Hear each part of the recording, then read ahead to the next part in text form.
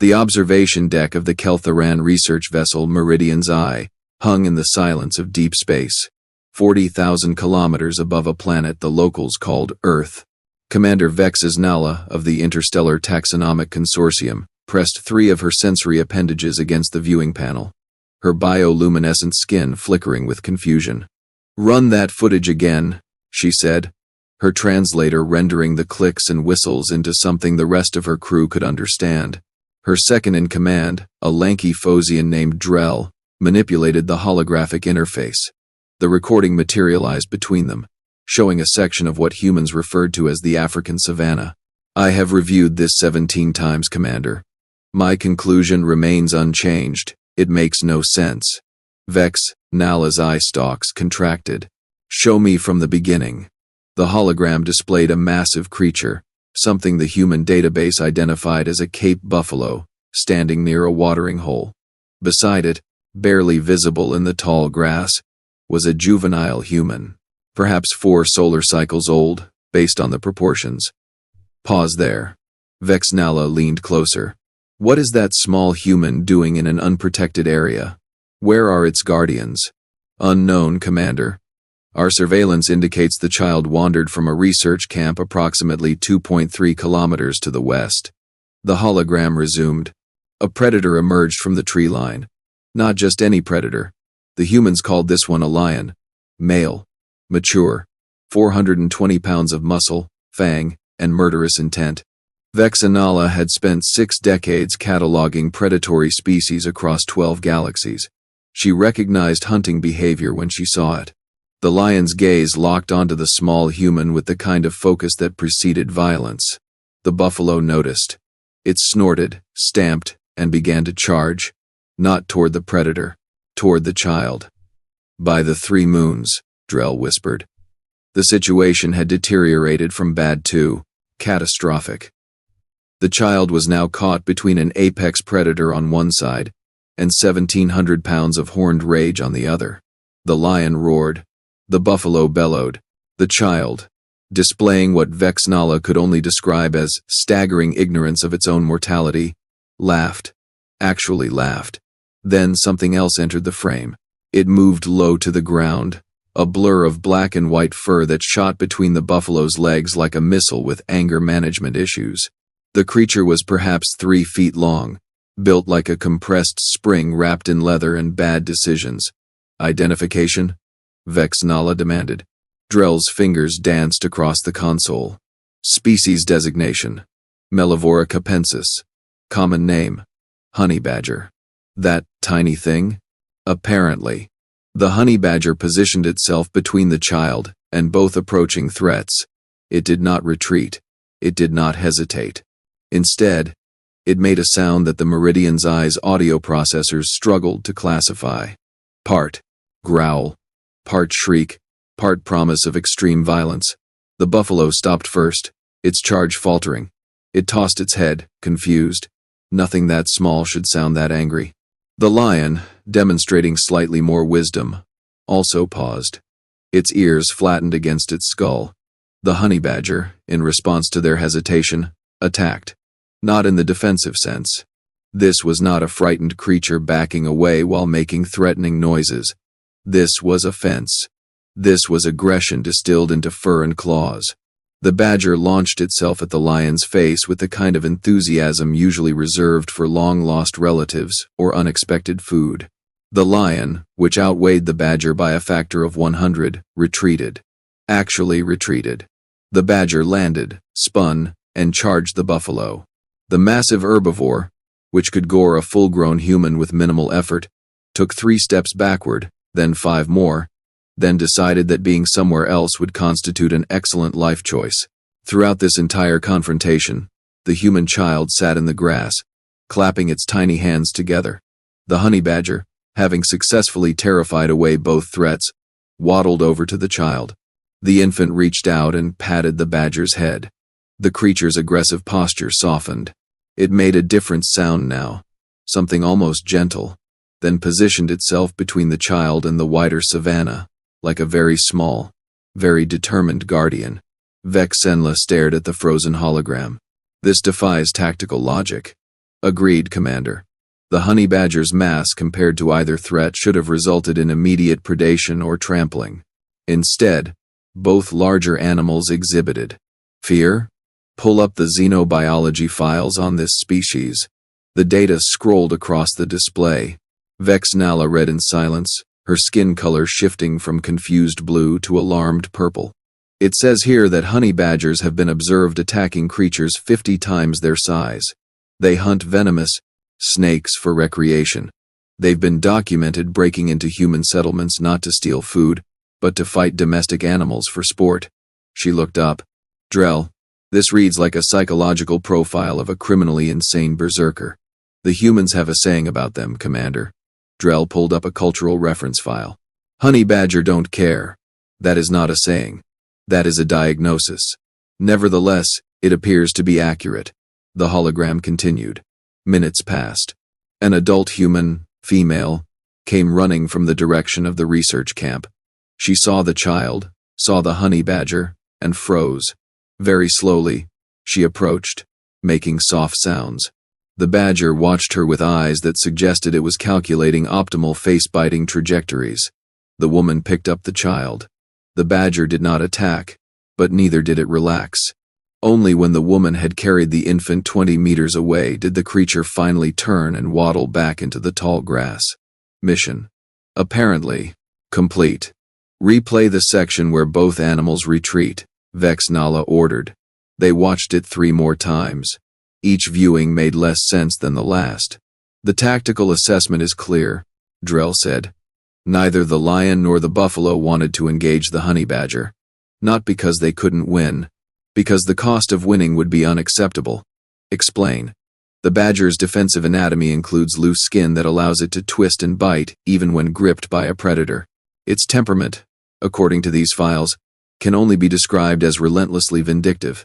Even if the lion killed the badger would inflict enough damage during the process to leave the lion injured, possibly fatally so in this environment. Vex'nala's translator added a thoughtful hum to her response. So the survival calculus for both larger animals concluded that any engagement with the badger would result in Pyrrhic victory at best. Correct. And the badger appears to know this. Weaponized audacity, Vex'nala said quietly. The creature has evolved to be so disproportionately dangerous, so willing to inflict mutual destruction, that predators simply refuse to engage. She turned away from the hologram and moved to the primary observation window. Earth rotated below them, blue and green, and utterly confusing. 6 decades, Drell. I have studied predator-prey dynamics across 100 worlds. I have watched pack hunters coordinate attacks with mathematical precision. I have seen ambush predators achieve 98% kill rates. But I have never, in all my years, witnessed a creature optimize for making opponents decide that winning is not worth the effort. The humans live on the same planet as these animals, Commander. I am aware. They walk the same lands, share the same territories. According to the ecological surveys, humans have encountered honey badgers for their entire evolutionary history. Vex'nala turned back to him. What is your point? We have been observing humans for 8 months now. Their military tactics, their negotiation strategies, their entire approach to conflict. Drell pulled up a file labeled Human Warfare Patterns. Notice anything familiar? The data showed human military engagements spanning thousands of years. The patterns were consistent. Humans rarely optimized for clean victories. They optimized for making the cost of defeating them unacceptable. Scorched earth tactics, mutually assured destruction doctrines, guerrilla warfare, insurgencies that continued for generations, nuclear deterrence theory built entirely on the promise of mutual annihilation. By the 3 moons, Vex'nala breathed. The humans learned from the honey badger, Drell said. Or perhaps they are simply another expression of the same evolutionary logic. Make yourself too costly to defeat, and you never have to win. You just have to make them decide that fighting you is a terrible idea. Vex'nala pulled up the Council's latest Intelligence on Humanity. The reports were concerned, bordering on alarmed. Humans had been contacted by the galactic community 6 months ago. The initial cultural exchange had gone well enough, but now the Council was growing nervous. The humans were asking too many questions about Council military capabilities. They were mapping Council territory with uncomfortable thoroughness. They were smiling and nodding and signing trade agreements while simultaneously building warships at a rate that suggested they did not entirely trust the friendly neighbors who had come calling. "Pull up the recording from last week," Vex'nala said. "The one from the diplomatic summit on Proxima Station." The hologram shifted. Now it showed a conference room. Ambassador Marcus Reed, representing Earth, sat across from a delegation of Korthian diplomats. The Korthians were members of the Council's Enforcement Division, responsible for maintaining order in their sector. The lead Korthian, a being whose name, translated roughly to Speaker of Strong Suggestions, was mid-speech. "Your military expansion concerns us, Ambassador Reed. We count 14 new warship construction facilities. Your defensive perimeter extends far beyond what a newly contacted species typically requires." Marcus Reed smiled. It was not a particularly warm smile. "We appreciate your concern, Speaker. However, Earth's defensive posture is a matter of internal policy. The Council has protocols. New member species are expected to demonstrate peaceful intent. We are peaceful." Reed's smile did not waver. "We have not attacked anyone. We have no territorial disputes with any Council member. We simply believe in being prepared." "Prepared for what?" "For the possibility that not everyone in the galaxy is as friendly as you." The Korthian's skin ridges flared. "Are you suggesting the Council poses a threat?" "I am suggesting that history has taught us to hope for the best while preparing for the worst. Surely a civilization as wise as yours can appreciate prudent caution." The meeting had continued in that vein for another hour, with neither side yielding ground. The Korthians left frustrated. Reed left smiling. Vex'nala paused the recording. "Look at his eyes." Drell enhanced the image. Reed's expression was pleasant, diplomatic, perfectly calibrated for formal proceedings. But his eyes held something else, something familiar. "He has the same expression as the honey badger," Drell said. "Exactly. Calm, relaxed, absolutely unwilling to back down." Vex'nala pulled up another file. This one showed human popular culture references, movies, books, historical accounts. She skimmed through them, her translator working overtime. Thermopylae, the Alamo, Stalingrad, Iwo Jima. Stories humans told themselves, over and over, about last stands and impossible fights and victories achieved through sheer refusal to surrender. "They celebrate losing," she said aloud. "Commander, look at these accounts. Most of them are battles the humans lost. Thermopylae, the Spartans died to the last soldier. The Alamo, everyone inside was killed. Yet humans retell these stories like they are victories. Perhaps we are misunderstanding their narrative structure." "No, Drell. We are understanding it perfectly. They are victories. Not military victories. Psychological ones. The message is not that the defenders won. The message is that the attackers paid such a terrible price that the victory became meaningless." She pulled up casualty figures. At Thermopylae, 300 Spartans had held off an army of perhaps 300,000 for 3 days. The Persians won, technically. But the losses they sustained, the time they lost, the morale damage inflicted, all of it contributed to their eventual defeat in the larger war. "The honey badger strategy," Vex'nala said, "scaled up to civilizational level." A priority alert chimed across the console. Drell opened it, read quickly, and his skin tone shifted to alarmed orange. "Commander, we have a situation developing on the surface. Human settlement designated New Perth. There is a visitor." "What kind of visitor?" "The kind that eats buildings." The hologram shifted again, showing aerial footage of a human colony on Earth's southern continent. The settlement housed perhaps 5,000 people, mostly scientists and their families. Approaching from the wilderness was something that made Vex'nala's primary stomach clench. "Species identification," she demanded. "Cross-referencing with the bestiary database. Match found. Designation: Titangent class megafauna. Subspecies: coastal behemoth. Last known sighting was on Kelros IV, approximately 8,000 years ago." Vex'nala's skin went pale. "Those are extinct." "Apparently not, Commander. The creature was massive, easily 300 feet long, with 6 legs and a hide that looked like living stone. It moved slowly, but each step shook the ground hard enough to register on. Seismic sensors. Titangent-class megafauna were not malicious. They were simply too large to notice smaller life forms. They moved through environments the way glaciers moved through valleys, reshaping everything in their path without intention or awareness. This one was heading directly toward New Perth.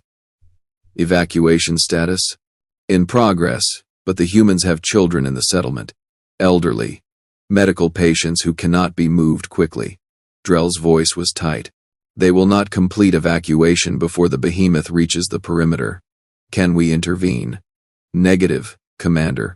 Council protocols forbid direct interference with surface events, unless specifically requested by the planetary government and the human government.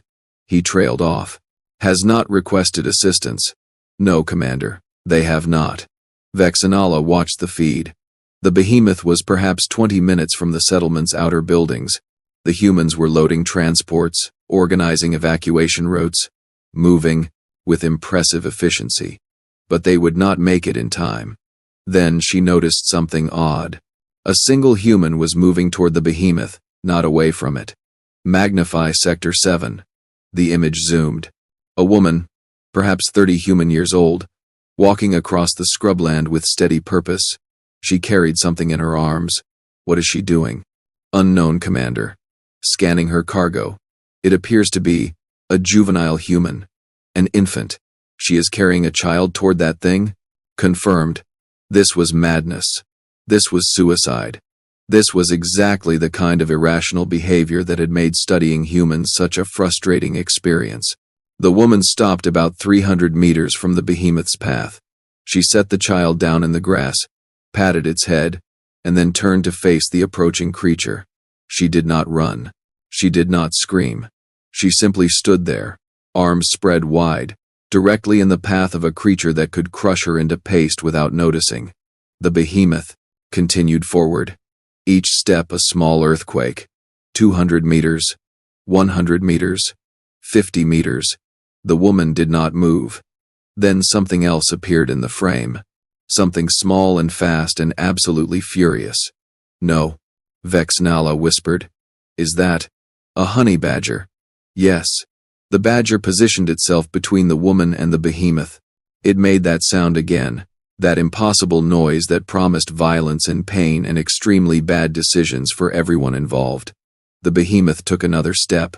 The ground shook. The badger's fur stood on end. And then the honey badger attacked a creature approximately 1,000 times its size. It did not attack the legs. That would have been rational. Ineffective, but rational. Instead, the badger launched itself directly at the behemoth's face, climbing the creature's rocky hide with claws that somehow found purchase in stone, moving with single-minded determination toward the eyes. The behemoth, which had not noticed humans or buildings, or anything else in its path, noticed the honey badger. It stopped. Its massive head swung down, trying to track the small, furious creature currently attempting to introduce itself to the behemoth's cornea. The badger bit down on something sensitive. The behemoth made a sound like a mountain having second thoughts. This is not possible, Drell said. But it was happening. The behemoth was backing away, shaking its head, trying to dislodge the badger without success. The small creature clung on, still biting, still growling, still absolutely refusing to acknowledge that everything about this situation suggested it should be dead. The woman scooped up the child and ran. Not toward the settlement. Sideways, perpendicular to the behemoth's path, leading it away from the buildings with her movement. The behemoth, now thoroughly annoyed and entirely focused on the honey badger attached to its face, followed. Not because it was chasing her, because it was trying to escape the badger, and the badger was steering it by sheer force of vindictive persistence. 10 minutes later, the behemoth had been redirected a full 40 degrees off its original course. It would miss the settlement by nearly a kilometer. The honey badger finally released its grip and dropped to the ground, landing in a crouch. It watched the behemoth lumber away. then turned and waddled back toward the woman and child as though redirecting unstoppable monsters was simply part of its afternoon routine. The woman picked up the badger. It allowed this, settling into her arms with the satisfied air of a creature that had just successfully completed its job. Vex'nala and Drell watched in absolute silence. Finally, Drell spoke. "Commander, I believe I understand why the Council is nervous about humanity." "Elaborate." "They live on a planet where 3-foot-long mammals routinely intimidate apex predators and redirect mountain-sized creatures through applied hostility. They have watched these animals their entire evolutionary history, and they learned." Vex'nala nodded slowly. "The Council fears human military capability, but that is not the real concern." No. The real concern is that humans have built an entire civilization on honey badger logic. Make yourself too costly to defeat. Never surrender. Bite the face of anything that threatens you, regardless of size. And most importantly, she paused, watching the woman carry the badger back toward the settlement while the child giggled. Make your opponents believe that fighting you, even if they win, will not be worth the price. The observation deck fell silent again. Below them, Earth continued its rotation, oblivious to the calculations and concerns of the beings watching from above. Vex'nala turned to her console and began drafting a report to the Taxonomic Consortium. Then she stopped, deleted everything, and started again. Her final report was brief. Human civilization appears to have developed defensive strategies based on extreme cost imposition. Recommend Council approach all negotiations with humans under the assumption that they will never yield, regardless of tactical disadvantage. Further observation required, possibly from a greater distance. She sent the report and returned to watching the planet below, where somewhere in the savannah, a honey badger was probably picking a fight with something it had no business fighting. And somewhere else, humans were taking notes. 3 months after the behemoth incident, Vex'nala found herself staring at a very different kind of problem. The cargo manifest on her screen listed 47 human volunteers, 12 tons of scientific equipment, and 1 honey badger named Gerald. "They cannot be serious," she said. Drell floated beside her, his Phosian gas bladders keeping him at eye level. The request came directly from Earth Science Council. They wished to participate in the Kel'Tharan Deep Space Exploration Program. The Council approved it. The Council approved bringing a honey badger into space, the humans insisted. Something about emotional support animals. Vex'nala's skin flickered through several shades of disbelief. That creature provides the opposite of emotional support. It provides emotional devastation to anything within biting range. Nevertheless, the cargo is being loaded as we speak. She pulled up the personnel files. The human team leader was someone named Dr. Yuki Tanaka, a xenobiologist with impressive credentials and a smile that Vex'nala had learned to distrust. Humans smiled before negotiations, during conflicts, and apparently while transporting weapons-grade mammals into orbit. The Meridian's Eye was scheduled to depart in 6 hours for the Kelros Expanse, a region of space known for its unusual stellar formations and absolutely nothing else of interest. A routine mapping mission.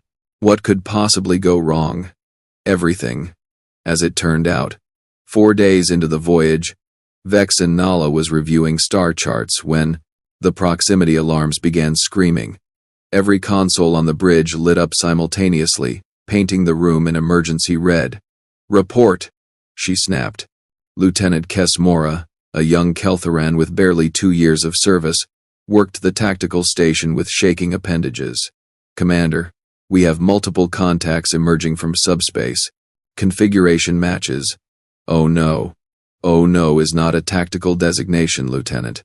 "Raiders, Commander. Thexian pirates. 6 ships, frigate class. They are hailing us." The Thexians were a problem the Council had been dealing with for decades. Not a major threat, merely persistent. They operated in the border regions, hitting cargo vessels and research ships with enough success to be annoying but not enough to warrant a full military response.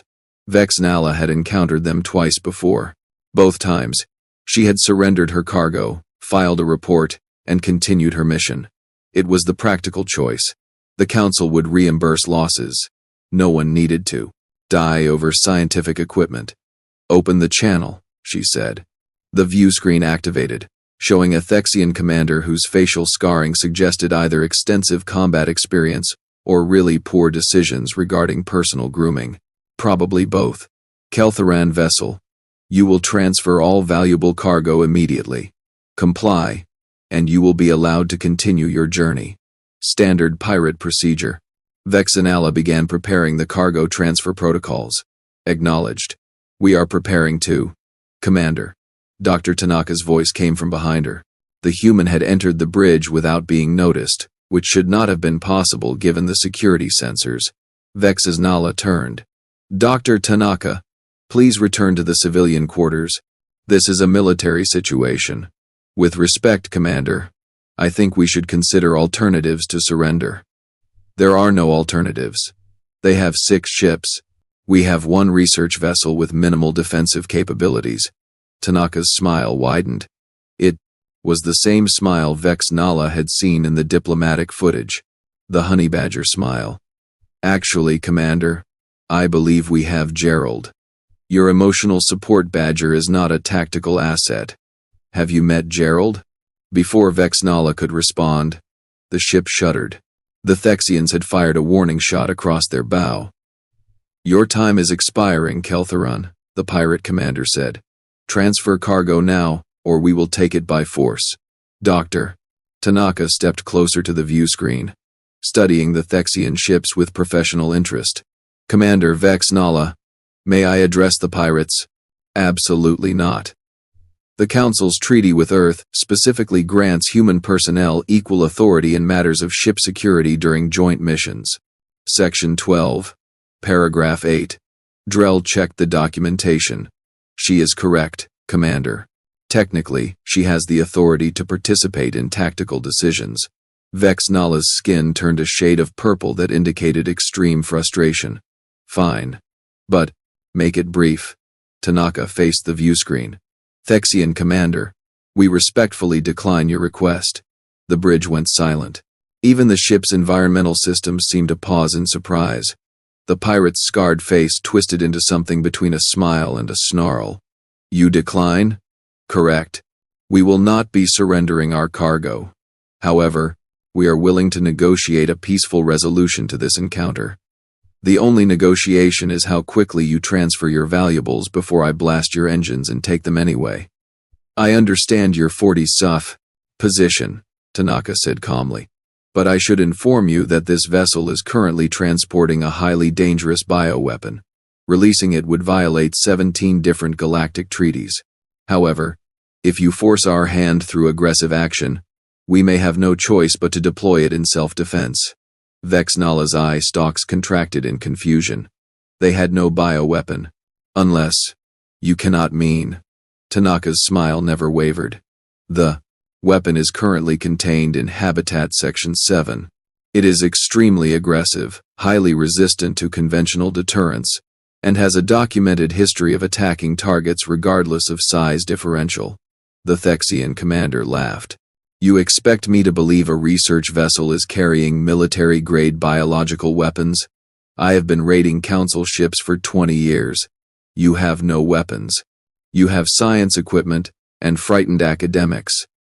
"Lieutenant Kes Mora," Tanaka said, "please transmit the footage from Earth. The behemoth incident." Kes Mora looked at Vex'nala, who found herself nodding despite every instinct screaming that this was insane. The footage played on the pirate's view screen. They watched the honey badger attack the Titangent-class megafauna. They watched it bite, claw, and terrorize a creature that could have crushed continents. They watched it redirect an unstoppable force through sheer vindictive persistence.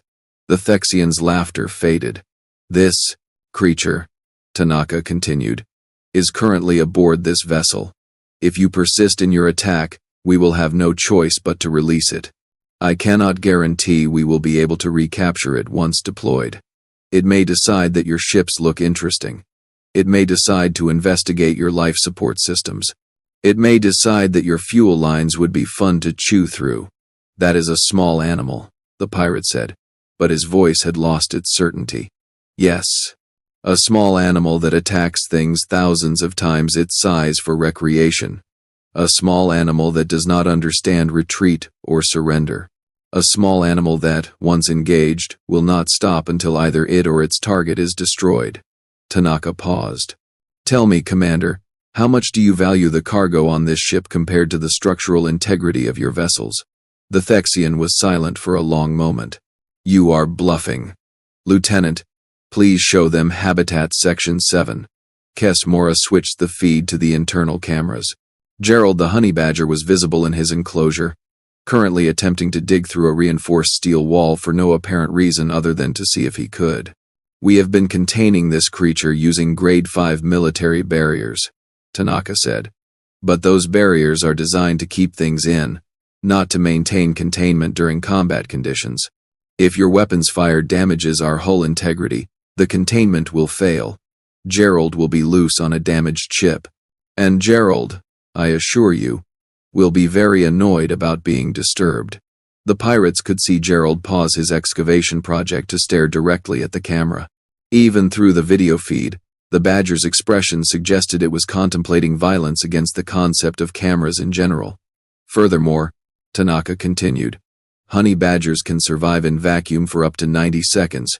If Gerald breaches our hull, he may very well decide to investigate your ships. Your airlocks will not stop him. Your security doors will not slow him down. He will enter your vessels, and he will cause damage until he gets bored or runs out of things to bite. Vex'nala watched the Vexian commander's face carefully. She had spent decades studying predator behavior. She recognized the exact moment when a predator decided that the prey was not worth the effort.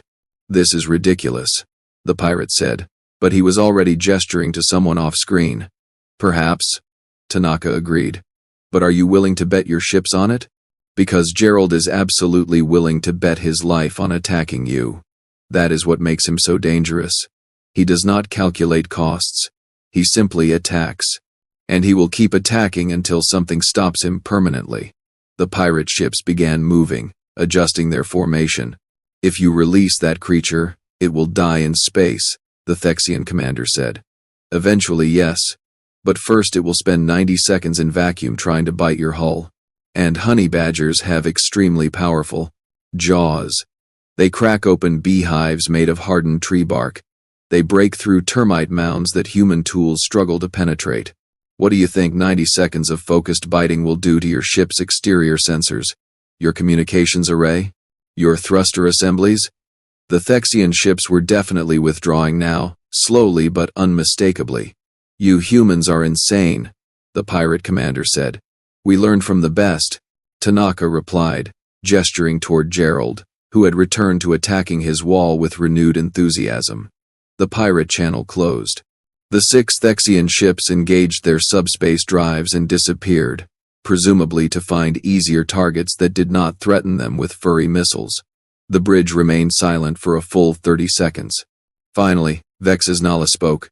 Doctor, Tanaka, you just convinced 6 pirate vessels to retreat using a 3-foot mammal that was never actually in any danger of being released. Correct, Commander. Gerald would have died almost immediately if exposed to space. Also correct. The pirates outgunned us by a factor of approximately 60 to 1. Yes, and yet they fled because you convinced them that fighting us would cost more than simply leaving us alone. Tanaka's smile was genuine now. Warm even. Now you are beginning to understand humanity, Commander. Drell floated forward. That was the most elaborate bluff I have witnessed in my entire career. It was not entirely a bluff, Tanaka said. Gerald genuinely would attack their ships if given the opportunity. He would genuinely cause damage. He would genuinely not stop until physically incapable of continuing. The only bluff was that we would never actually release him. But the threat was real enough. Vex'nala moved to the viewport, looking out at the stars. The honey badger strategy. You used it in space. We use it everywhere, Commander. It is baked into our culture at this point. Make the cost of defeating you unacceptable. Make your opponents fear the damage you will cause even in losing. Make them decide that fighting you is simply not worth the effort. But you are not actually willing to engage in mutual destruction, Vex'nala said. You just convinced the pirates you were. Exactly. The best implementation of the honey badger strategy is when you never have to actually fight. You simply have to make everyone believe that fighting you would be a terrible idea. Lieutenant Kesmora was reviewing the sensor logs. Commander, the pirates are transmitting on their private channels. They are warning other raider groups to avoid human ships. How long until that information spreads through the entire pirate network? Vex'nala asked. Based on typical communication patterns, approximately 72 hours. Every raider in the sector will know that human vessels carry dangerous bioweapons. Tanaka looked satisfied. Mission accomplished. That was your plan from the beginning, Vex'nala said. You wanted to establish a reputation. We learned a long time ago that reputation is cheaper than ammunition. If pirates believe we are too dangerous to attack, they will not attack. We never have to fire a shot. We never have to risk lives. We simply have to convince them that we are willing to. Drell's gas bladders contracted in what might have been laughter. You turned a scientific expedition into a psychological warfare operation. We prefer to think of it as proactive defense, Tanaka said. Besides, Gerald needed the exercise. He was getting restless. As if summoned by his name, Gerald appeared in the doorway to the bridge. He had somehow escaped his enclosure, bypassed 3 security checkpoints, and navigated through a research vessel designed for beings 3 times his size. He waddled onto the bridge, looked around with an expression that suggested he was deeply disappointed in everyone present, and settled near Tanaka's feet. How did he get out? Vex'nala demanded. He chewed through the 9 wall, Tanaka said, checking her datapad. Made it through about 6 inches of reinforced steel. I am honestly impressed. That was supposed to be a military-grade containment system. Yes. Well, Gerald does not read specifications. He just does what honey badgers do. Vex'nala stared at the small creature. Gerald stared back, utterly unconcerned. Dr. Tanaka, I need you to answer something honestly. Of course, Commander, if the pirates had called your bluff, if they had attacked us, would you have actually released Gerald? Tanaka was quiet for a moment. When she spoke, her voice was thoughtful. Commander, the beauty of the honey badger strategy is that you never have to answer that question, because if you commit to it fully, if you make them truly believe you are willing to engage in mutual destruction, they will always choose to walk away. That is not an answer. No, Tanaka agreed. But it is the only answer I can give, because the moment I tell you whether I was bluffing or not, the strategy stops working. Vex'nala considered this.